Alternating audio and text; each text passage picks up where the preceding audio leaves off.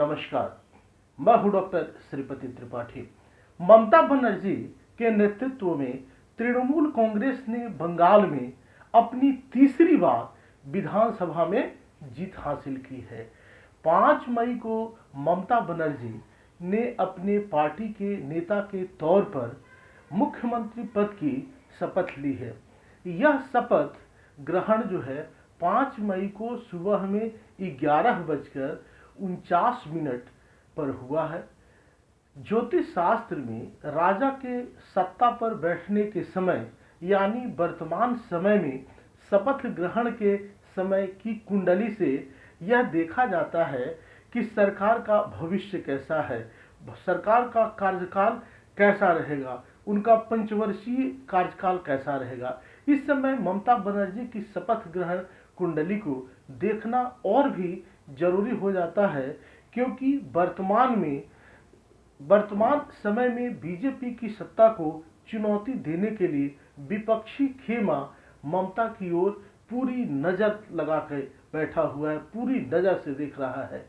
आइए जानते हैं ममता बनर्जी के लिए बंगाल के मुख्यमंत्री के तौर पर उनका तीसरा कार्यकाल कैसा रहेगा। क्या ममता बनर्जी आने वाले समय में विपक्षी की ताकत बनकर उभरेंगी?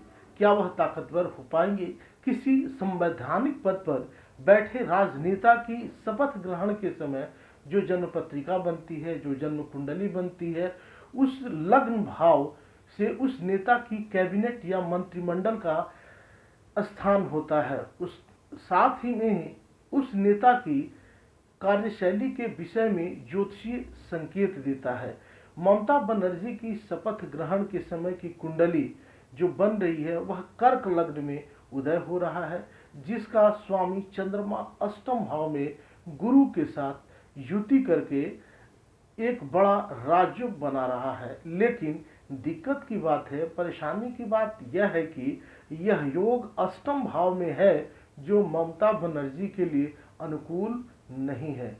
अष्टम भाव जो है वह मृत्यु भाव है। ममता बनर्जी को सरकार और मंत्रिमंडल को चलने में कुछ बड़े आकस्मिक संकटों का सामना करना होगा। उनके किसी सहयोगी को खासकर आकस्मिक रूप से रोग या कुछ बड़ी परेशानी या अनहोनी घटना होने से क्षति पहुंच सकती है। ममता बनर्जी की कार्यशैली की बात करें तो कार्यशैली में भी बेहद चौंकाने वाले निर्णय होंगे, जिनकी वजह से इन्हें आलोचना का सामना करना पड़ेगा, परेशानी का सामना करना पड़ेगा।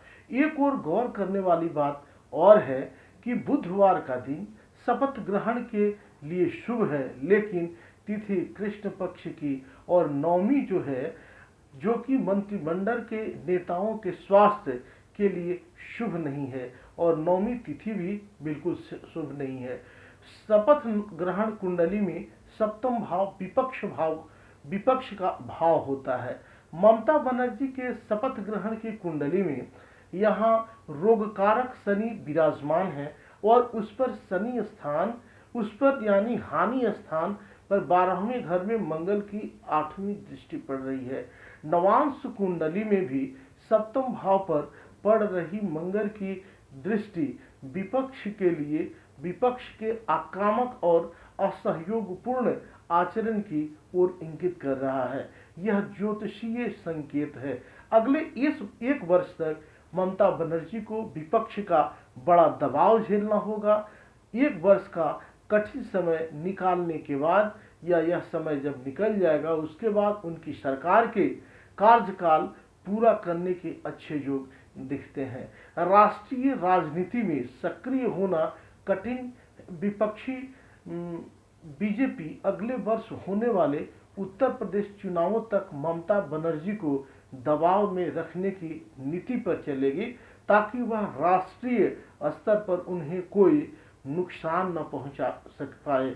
शपथ ग्रहण कुंडली में 10वें भाव में बैठे सूर्य के अंश सप्तमेश और अष्टमेश शनि के अंश समान हैं, जिससे ममता बनर्जी और उनके जो भी सहयोगी हैं और राज्यपाल के बीच तानातानी बनी रहेगी। लाभ भाव में शुक्र, बुध और राहु की युति शुभ है, लेकिन बंगाल की राशि मिथुन राशि का मंगल के गोचर से पीड़ित होना तथा शनि का मिथुन से अष्टम भाव में गोचर अगले 1 वर्ष तक ममता बनर्जी को कोरोना महामारी और प्रदेश की आंतरिक परेशानियों, आंतरिक समस्याओं में उलझाए रखेगा। इन्हें थोड़ी परेशानी यह देगा जिससे उनके राष्ट्रीय स्तर पर कार्य करने के संकेत अभी बेहद कम हैं।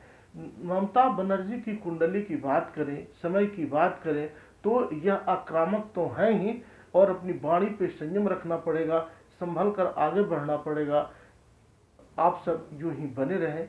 मिलते हैं अगले वीडियोस में। इस कोरोना काल में आप सब अपना और अपनों का ख्याल रखें।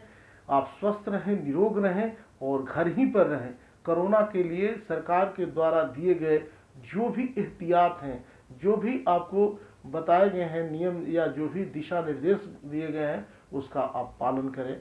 मिलते हैं अगले वीडियोस में। तब तक के लिए नमस्कार, जय माता दी, वंदे मातरम।